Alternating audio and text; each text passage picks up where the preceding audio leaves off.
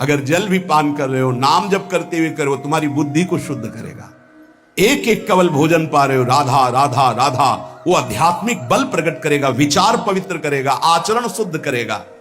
नाम लेकर के बैठिए, नाम लेकर के चलिए, नाम लेकर के सोइए, जब लग श्वास है तब तक नाम जप करो। देखो, हरि नाम जैसा, भगवान नाम जैसा कोई मित्र नहीं है, ऐसा बड़े बड़े संतों ने अनुभव किया है। क्यों नाम जप नहीं हो पा रहा? कामी मति विष्टल सदा चले चाल विपरीत, सील नहीं सहजो कहे नैनन माही अनीति। गंदे नेत्र, जिधर देखिए वो पापाचरण की वृत्ति देखता रहता है। वाणी गंदी, दूसरे की निंदा चुगली पाप करना। मति गंदी, काम बहुत ही गंदा मलिन स्वभाव बन गया है। जिधर देखो, मंदिर जाओ, संत के समीप जाओ, बहुत सावधान। बड़ा बढ़िया सौभाग्य मिला है, बिना भगवान की कृपा के संयोग नहीं बनता। जैसे आप बैठे सुन, उस समय आप वो वस्तु ग्रहण करो जो कहीं नहीं मिल सकती, सत्संग। उस समय भी आपकी दृष्टि मलिन जा रही। कामी मति विष्टल सदा, एक तरफ रबड़ी रख दो, एक तरफ बिष्ठा पड़ा है, सूकर बिष्ठा की तरफ दौड़ेगा। हम लोगों की बुद्धि सूकर की तरह हो गई, मलमूत्र के शरीरों के भोगने की तरफ भाग रही। कौन सा इसमें परम सुख है? अरे इसी से हटने के लिए तो भगवान ने अवसर दिया, मानव देह, सत्संग दिया, शास्त्र स्वाध्याय, भगवत भाव में डूबने का अवसर। फिर भी वही गति। सदा रहे चित भंग ही, हृदय स्थिरता नाही। ऐसे लोगों का बड़ा चित्त चंचल होता है, हृदय स्थिर नहीं होता है। क्या करें? अगर ये भी नाम जप करने लगे, सब शांत हो जाएगा, काम शांत हो जाएगा, मति पवित्र हो जाएगी। अगर हमारे हृदय में काम बसा रहा तो नाम नहीं चल पाएगा, नाम रुक जाएगा। हमें एक एक चीज पावन करनी इसी नाम से, वाणी, नेत्र, श्रवणेन्द्री, संपूर्ण शरीर, अंतःकरण, तब भगवत मिलन होता है। इसी शरीर को भगवान हृदय से लगाते, ध्यान रखना। जब भगवान प्रकट होते हैं तो ऐसा नहीं है कि वो भाव में केवल प्रकट होते हैं। जैसे हम आप देख रहे हैं, हम आप मिल रहे हैं, ऐसे भगवान अपने भक्तों को हृदय से लगाते हैं। सच्ची मानिए, वो यही हैं, हर समय पास हैं। जिस समय हमारी इंद्रियां पवित्र हो गई, शरीर पवित्र हो गया, हृदय पवित्र हो गया, भगवान करुणा करके प्रकाशित हो जाते, माया का पर्दा हटा देते हैं। पूज्य नारायण स्वामी, बड़े सिद्ध महापुरुष थे, वो कह रहे हैं कि नाम कैसे आपका निरंतर चलेगा। इसके लिए जिस वाणी से नाम जप कर रहे हो, यदि झूठ बोलोगे, अरे आश्चर्य होता है, झूठ बोल करके तुम सोच रहे हो हम संभाल लेंगे। नहीं नहीं, झूठ तुम्हारा नाश कर रहा है, तुम्हें पता नहीं। जिस जिह्वा से नाम जप कर रहे हो, अगर नाम का विशेष फल प्राप्त करना है, जल्दी फल प्राप्त करना है, आपको दुखों से बचना है, पाप भस्म करना है, तो झूठ बोलना बंद कर दीजिए। क्या बिगड़ जाएगा आपका? सच्ची बोलने में क्या बिगड़ जाएगा? सच्ची बोलना शुरू करोगे, हिम्मत नहीं रह जाएगी पाप करने की। ये जो पाप करने की तुम्हारी हिम्मत पड़ रही, झूठ बोलने के कारण पड़ रही। नहीं, असत्य संपातक पुंजा, सबसे बड़ा पाप झूठ बोलना। उससे क्या होता है? हर चीज हम छुपाना चाहते हैं। किससे? उस सर्वज्ञ परमात्मा से, गुरुदेव से। नहीं, झूठ नहीं। नाम इसीलिए नहीं चल पा रहा। थोड़ी दिन नाम चलाएंगे, छूट जाएगा, क्योंकि आप झूठ बोलते हैं, पापाचरण करते हैं। अगर नाम को चलाना है तो नारायण स्वामी जी कह रहे हैं, पहली बात मौन का आश्रय लीजिए, कम बोलिए, अधिकतर चुप रहना सीखिए, तभी नाम चला पाएंगे। जो कार्य कर रहे हैं आप उस पर ध्यान दें, उस कार्य को एकाग्रता पूर्वक करें, वाणी को मौन रखें, उस वाणी से धीरे धीरे नाम उच्चारण करें। कम से कम 24 घंटे में 4 घंटे मौन का तो सबको अभ्यास कर लेना चाहिए। 24 घंटे में 4 घंटे मौन का। तो ऐसे ऐसे बुद्धिमान वो कहेंगे हम 6 घंटे मौन रहते हैं। कब? बोले जब सोते हैं तब। आप 4 घंटे करो, हम 6 घंटे मौन रहते हैं। 24 घंटे में हम 6 घंटे मौन रहते हैं। बहुत बुद्धिमान है। बोले आप 4 घंटे कहते हैं, हम 6 घंटे मौन रहते हैं। तो कब आप मौन रहते हैं? बोले जब सोते हैं तो 6 घंटे सोते हैं, मौन ही रहते हैं उस समय। मौन जागृत की कह रहा हूं, 4 घंटे का। नारायण स्वामी के बहुत बड़े महापुरुष हैं। तुम 4 घंटे मौन का अभ्यास करो, ऐसा निकालो 2 घंटे, 2 घंटे करके 24 घंटे में 4 घंटे मौन। उस समय हम किसी से बात नहीं करेंगे, नाम जप करेंगे।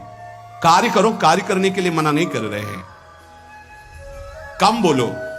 आजकल लोग अपनी जीवनी शक्ति को बोलने के द्वारा बहुत नष्ट कर रहे हैं, व्यर्थ की बातें करते रहते हैं। 4 आदमी चल रहे हो, आप पीछे चलिएगा, सुनते बेमतलब की बातें। नाम जब नहीं होगा वो डिलीट नहीं होंगी, वैसे ही बनी रहेंगी, अगले जन्म के लिए तैयार हो रहा है। इसलिए नाम यदि सिद्ध करना है, नाम का फल लेना है, नाम का आनंद लेना है, तो वृथा भाषण बंद करो, बेकार की बात बंद करो। जितना कम बोलने से काम चल जाए उतना सामने वाले को बोलने दीजिए। आप बीच में नाम चल रहा है, जी नाम चल रहा है। जब कोई आवश्यक बात हुई, पवित्र शब्द बोल दिया, नहीं चुपचाप सुनो ना। उसको लग रहा है कि आप संभाषण करो, मान लो रिश्तेदार है, नातेदार है, मित्र, अब आप व्यवहार में हैं, आप सीधे ये तो नहीं कह सकते हमसे बात मत करो, नहीं, हाँ बात कीजिए, लेकिन आप कम बोलिए, उसको बोलने दीजिए, आप नाम जप कीजिए, जरूरत भर बात कीजिए। बात में भगवान की चर्चा हो तो कोई बात नहीं, अगर प्रपंच की चर्चा है तो बचने की कोशिश कीजिए।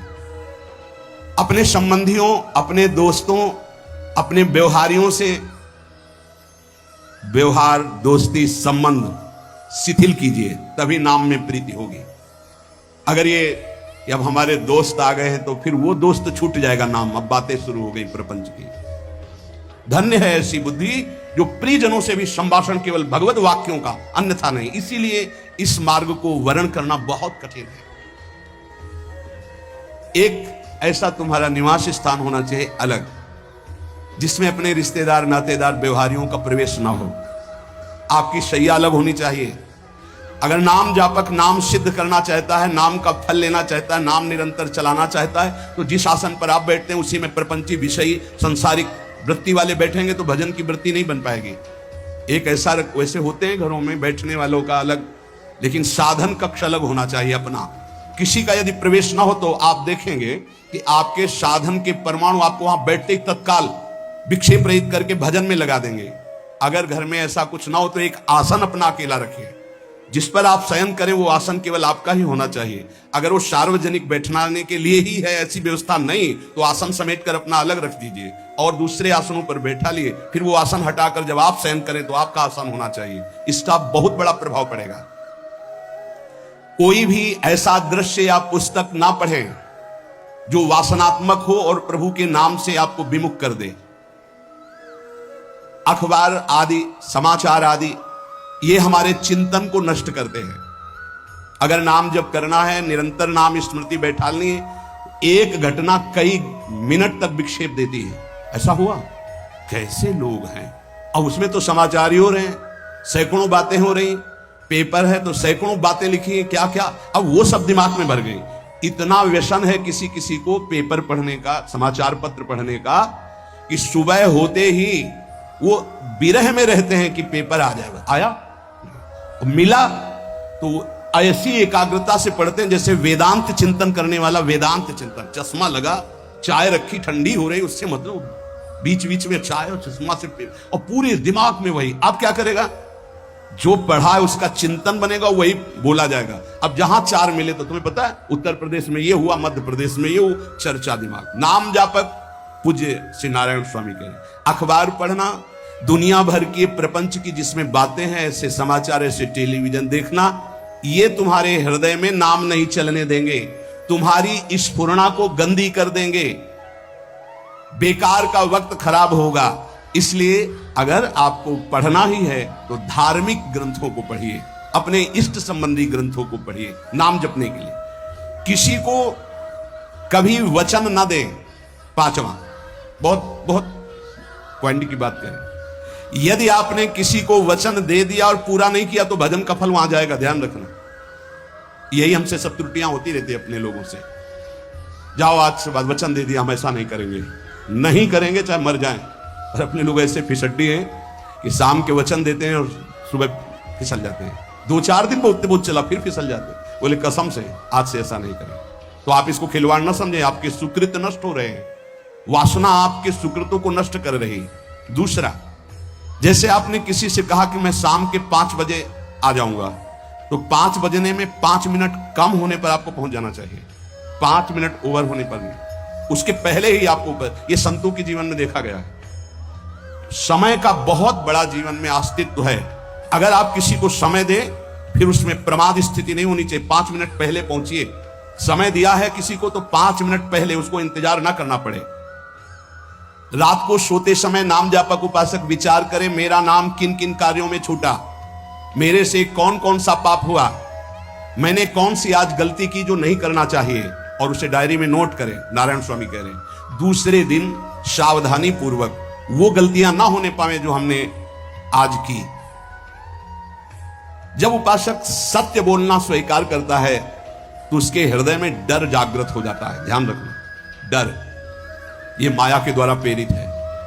अगर व्यापार में सत्य बोलेंगे तो पैसा अधिक नहीं आएगा, अगर हम सत्य बोल दिए तो डांट लगेगी, अगर हम सत्य बोल दिए तो सब लोग जान जाएंगे मैं ऐसा गंदा हूं। सच्ची मानिए, सत्य बोलने का नियम ले लीजिए, आप निष्पाप हो जाएंगे, आप महात्मा बन जाएंगे अंदर से, कोई भी पापाचरण आपके जीवन में नहीं रह जाएगा। भगवान का नाम सत्य है, उस नाम को चलाने के लिए झूठ बोलने वाला नाम को कैसे चला सकता है? सत्य बोलने से यदि तुम्हारा नुकसान हो रहा है तो तुम सह जाइएगा। नारायण स्वामी कह रहे हैं उससे बड़ा लाभ आपको श्री भगवान प्रदान करेंगे। आप सत्य बोलिए।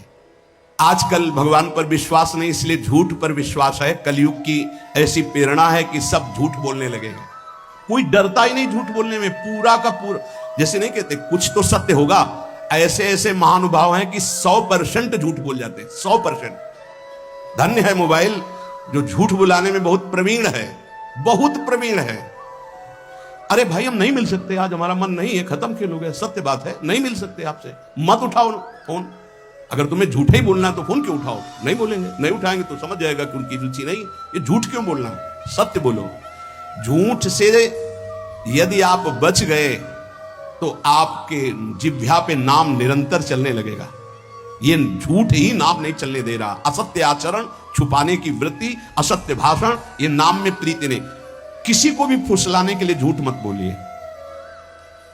सत्य बोलने का अभ्यास कर लिए तो पापी जीव भी महात्मा बन जाए। सत्य आवश्यक है। एक बड़े कागज पर ऐसी जगह लिख के रख लो जहां तुम उठते बैठते देखते हो कि मुझे सत्य बोलने का नियम लेना है, झूठ नहीं बोलना है। सत्य साधन कर लो, फिर देखो नाम कैसे चलता है। तपस्या, बड़े बड़े पुण्य, बड़े बड़े तीर्थ स्नान उतना पवित्र नहीं करेंगे जितना सत्य बोलने से होगा। पर बहुत कठिन है इस समय सत्य बोलना। मतलब बात बात पे असत्य का ही वर्ताव हो रहा है, असत्य का अच्छा, ये कोई संसारी आदमी में नहीं, कुछ ऐसे होंगे जो सत्य की वार्ता करते नहीं। प्रायः क्या जाता है, झूठ बोलने में बोल दिया और सामने वाला राजी हो गया, हम निकल गए। लेकिन सत्य ना होने के कारण आप में सत्य आचरण, सत्य स्वरूप भगवान का नाम, भगवान को कहा गया सत्य नारायण, वो नाम नहीं चलेगा। भजन करने का पहला साधन है सत्य बोलना, जबान से सत्य बोला जाए। और भजन की संख्या प्रारंभ में जरूर लेनी चाहिए। यदि 10 माला का नियम लिया, 20 माला का नियम लिया, तो उसे निर्वाह करो। जैसे यहां शरणागति मंत्र मिलता है तो 11 माला प्रारंभ में दी जाती कि आपको करना ही है, ज्यादा हो जाए वो ठीक, 11 से कम वो कभी जीवन में नहीं। अपने जीवन में गुरु आज्ञा 11 माला तो करनी है, हर समय करना है। पर ये मन थोड़े दिन तो नियम में चलेगा, इसके बाद छोड़ देगा। दीक्षा तब लेनी चाहिए जब गुरु आज्ञा पे चलने की हिम्मत हो, नहीं तो ऐसे ही नाम जपो करो। जब नियम मिल गया 11 माला तो चाहे प्राण निकल जाए, हमको 11 माला पूरे करने, प्राण निकलने तक गुरु आज्ञा का पालन करना है। यदि आप नाम जब अधिक मात्रा में नहीं करेंगे तो जो आपको नाम मिला है उसका फल आपको अनुभव में नहीं आएगा। क्यों? क्योंकि नाम का हिस्सेदारी होती है, भजन की हिस्सेदारी होती है। जैसे किसी ने प्रणाम किया, वो भजन लिया। गृहस्थी को इसीलिए मना किया कि रास्ते में परिक्रमा मार्ग में हलवा पूड़ी ये सब बट रहा है, हाथ मत फैलाओ। वो दान कर रहा है, सुकृत कर रहा है, और कोई दूसरे ले विरक्त आदि। आप अपने भूख मिटाने के लिए 4 रुपया के चना लेके भले पालो, लेकिन दूसरे के द्वारा दिया हुआ हलवा मत पाओ। यहां धाम आए हो, भगवत कमाई करने आए हो, यहां नाम जप करो, कष्ट सहकर परिक्रमा दो। हो सके 4 रुपए की वस्तु लेकर के आप पशु पक्षियों को पवा दो, किसी एक का पेट भर, तुम मत पाओ दूसरे का। तुम चाहो तो उपवास कर सकते हो या प्राण पोषण के लिए रूखा सूखा थोड़ा खा लो। ये दूसरे के आराम से धाम में हम आए 2-4 दिन खूब खाए पिए नहीं, भागीदारी हो जाएगी तुम्हारे पुण्यों की। वहां ऐसे फ्री नहीं है कुछ। भजन का भागीदार राजा भी होता है, जिसके राज्य में रह रहे हैं। जो अन्न देता है वो भजन का, जो वस्त्र देता है वो भजन। इसीलिए गृहस्थ को कहीं कुछ भी स्वीकार नहीं करना चाहिए, ये बहुत ध्यान रखें। अगर आप कहीं तीर्थ साधु आश्रम कहीं जाते हैं, कोशिश कीजिए कि किसी से सेवा ना ले, और अगर सेवा ले तो उसके अनुसार फिर अर्थ दे दें। अगर आपने वहां भोजन पाया, पान पाया, तो उसके अनुसार सोच ले कि अगर हम इतना खरीदते तो कितने का मिलता, वो दे दिया तो आपका भजन बच गया। कभी आपको कोई प्रणाम नमस्कार करे, तत्काल बराबर प्रणाम करो। किसी को अपना भजन का हिस्सेदारी नहीं, सबका मंगल हो। ये भजन जितना बढ़ेगा तो आपको भगवदाकार कर देगा। दिन रात 24 घंटे में 21,600 श्वास चलती है। 21,600 श्वास में 6 घंटा तो सोने के चले जाते, उस समय तो चेतना नहीं रहती। अब हमको अगर 21,600 नाम हमको जपने को मिल जाए तो हमारी हर श्वास सार्थक हो जाए। जो हम 5-6 घंटा सोते हैं उसमें जिनका अभ्यास है तो बात अलग है, नहीं तो वो व्यर्थ जाती है। तो हमें एक श्वास में कई नाम जपने का अभ्यास करना चाहिए, जिससे 200 माला फेरने पर ये 21,600 श्वासों की गणना पूरी होती है। अगर हम 200 माला का नियम लें तो इतना हो सकता है। तो हमें लगता है अगर हर समय माला नहीं ले सकते तो श्वास वाली माला बहुत अच्छी रहती है। श्वास में 4 बार खींचो, 4 बार नाम लेते हुए छोड़ो। दूसरा साधन, एक छोटी माला ले ले, जो आजकल तो काउंटर चला है। काउंटर में ज्यादा सुविधा संसार के क्रियाओं में रहने वालों को होती कि क्या अपनी जेब में डाल लिया। तीसरा साधन वो बहुत कठिन है, मन की वृत्ति से नाम जप करना। माला, श्वास और मन की वृत्ति, उसमें श्वास की भी गणना का ध्यान नहीं रहता, उसमें केवल चिंतन होता है, चल रहा है।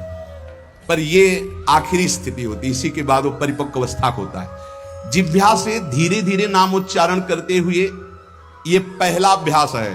प्रारंभिक को एकदम मानसिक में नहीं पहुंचने की चेष्टा करनी चाहिए, 2-4 नाम के बाद मन प्रपंच में फंसा देगा। दूसरा अभ्यास कंठ में, जैसे हम जिह्वा से, इसे वाचिक जप कहते हैं। मंत्र नहीं होगा, ऐसे नाम होगा, फिर उपांश ऐसे, फिर कंठ से चलता है, फिर हृदय से चलने लगता है, फिर नाभि से चलता है। जिसका नाभि से चलने लगता है उसका परावाणी के द्वारा भजन, वो सिद्ध पुरुष कहा जाता है। 4 वाणी, परा, पश्चंती, मध्यमा, वैखरी। वैखरी जो बोल रहे हैं, जो कंठ से, फिर हृदय से पश्चंती, परा नाभि से, मूलाधार केंद्र से लेकर के संपूर्ण ब्रह्मांड में इसमें नाम गूंज रहा है, वो सिद्ध पुरुष का होता है। पहला अभ्यास जिह्वा हिला करके शुरू करें, राधा राधा राधा राधा। फिर कंठ से, कभी हमारे सदगुरुदेव भगवान को देखना, अगर कोई आ गया और बातचीत का हुआ तो यहां से तत्काल चलता दिखाई देता है ना, कंठ ऐसे ऐसे हिलने लगता है कंठ।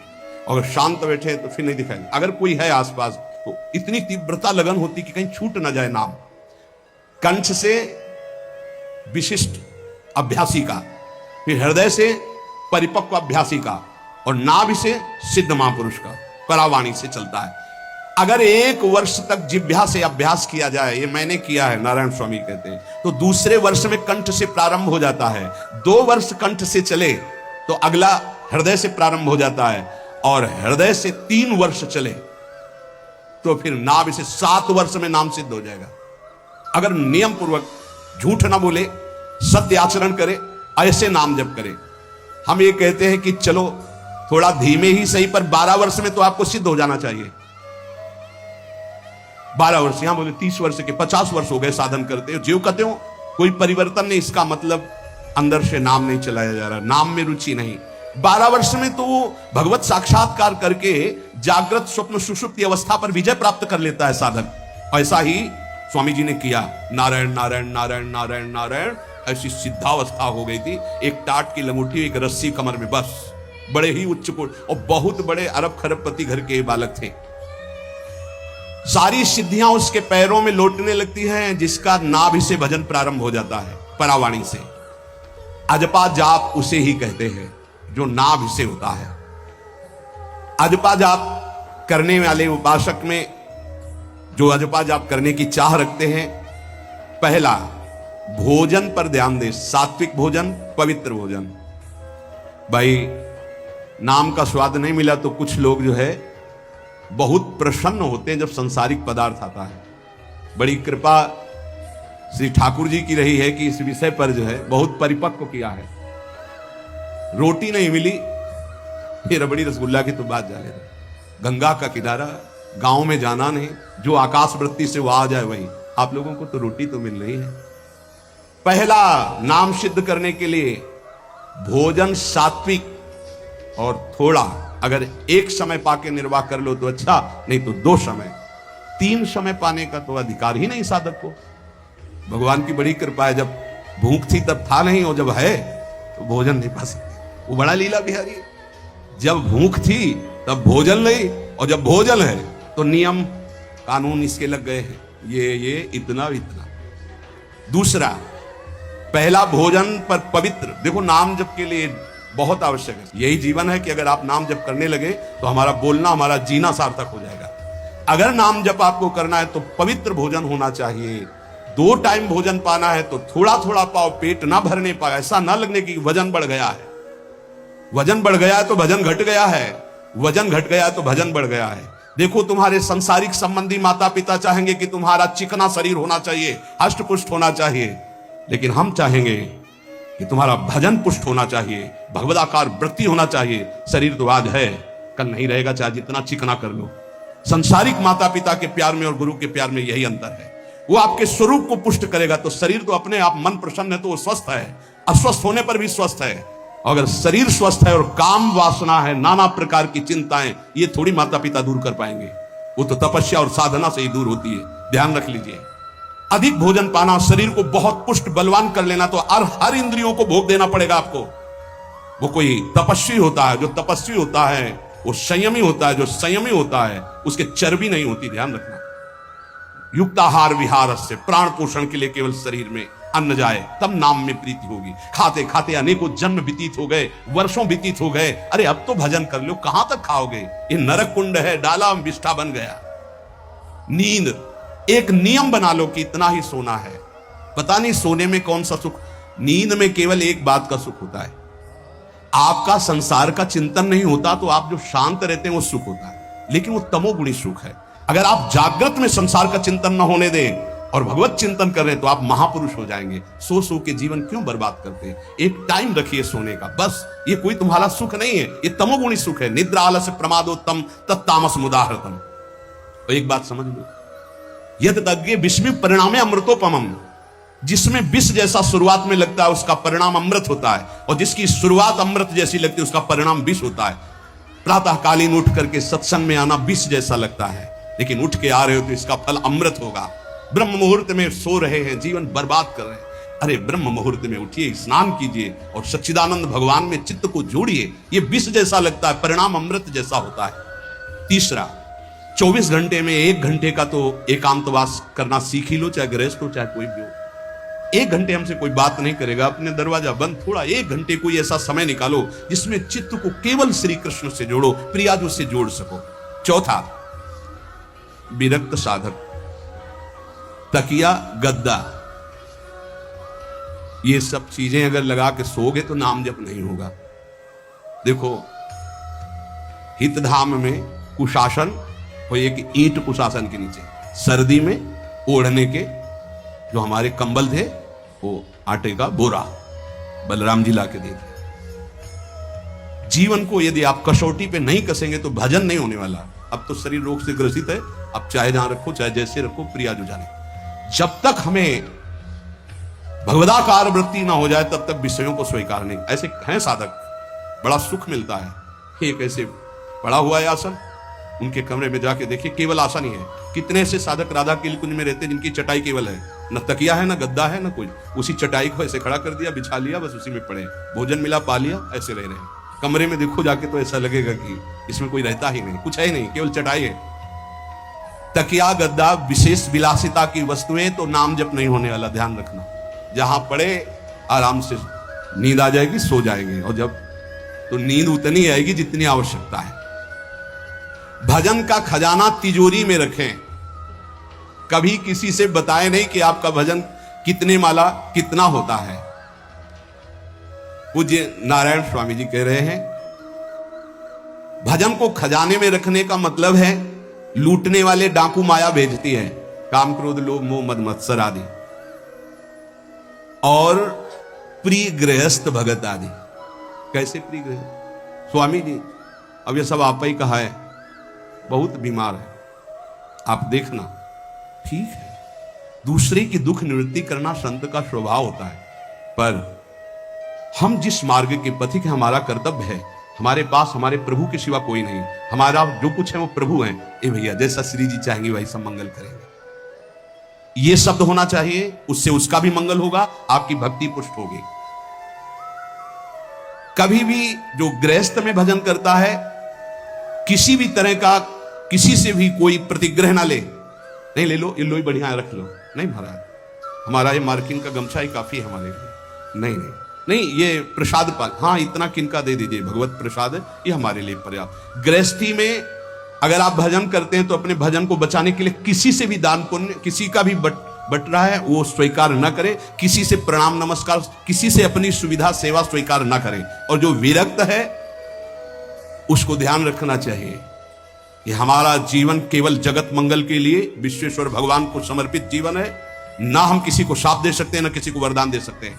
सेवक स्वामी की इच्छा को देखता है, ऐसा ऐसा, हाँ प्रियाजू की जैसी इच्छा होगी वैसे नहीं, आप ऐसा नहीं, प्रियाजू का जैसे, बस जबान से कभी ना किसी के प्रति शाप का, और ना हरिराम व्यास जी ने कहा कि शाप और वरदान हमारे स्वामी की, तो हमें हर बार में यही बोलना है, जैसी प्रियाजू की इच्छा, जैसी श्यामाजू की इच्छा।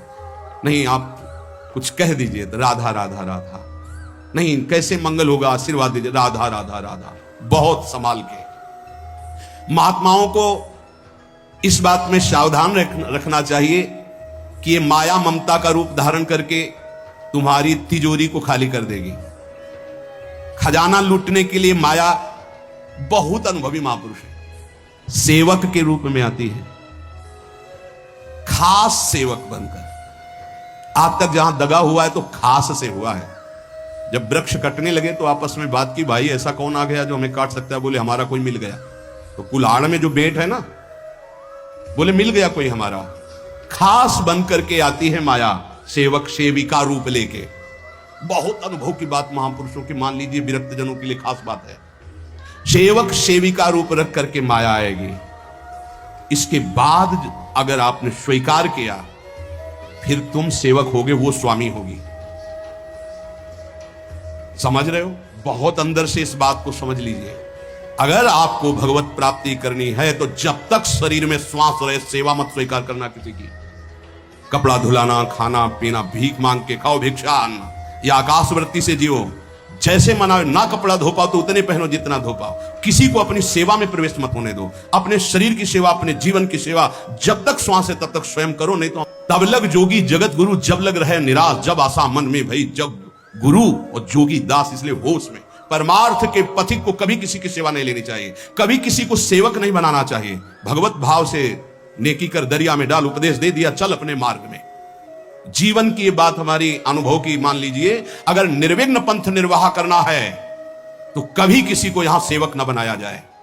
सेवक सेविका के रूप में स्वीकार करने वाले साधु का हृदय आग की तरह जलने लगता है। जो जिंदगी भर निश्चिंत और निर्भय रहा, उसे भयभीत और चिंतायुक्त होना पड़ता है। अपने भजन को खास तिजोरी में रखे, अपने में जो सिद्धियां जागृत हो कभी प्रकट ना होने दे, उनका कभी प्रयोग ना करे।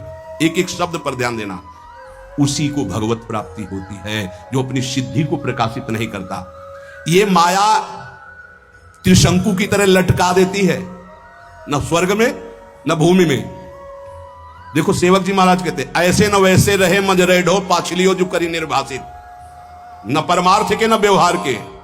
ये गांठ बांध लो, हाथ जोड़ के कह रहा हूं। सेवा के भाव से माया प्रवेश करती है और स्वामी भाव को रौंद करके सेवक बना लेती है।